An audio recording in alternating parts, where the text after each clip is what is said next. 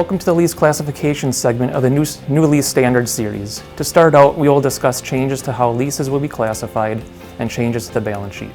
The different types of leases we will discuss are operating leases, finance leases, and short-term leases. I want to start with the operating leases because this will be the biggest change. Prior to 2022, operating leases were not on the balance sheet, but under the new lease standard, there will now be a right-of-use asset and a lease liability. The asset and liability will be calculated using a net present value based on the lease term, lease payments, and an incremental borrowing rate.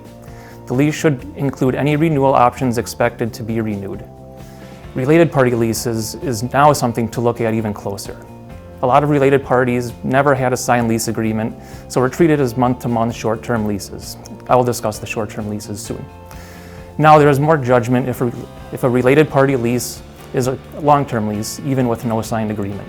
Legal enforceable rights need to be considered, such as if the operating company guarantees the mortgage of the real estate, or if the operating company did a large leasehold improvement. Under these circumstances, the lease may need to be considered a long-term lease and on the balance sheet. Finance leases were always on the balance sheet, so no significant changes here. And short-term leases are leases that are 12 months or less, even if they cover 2 reporting periods. These leases do not go on the balance sheet.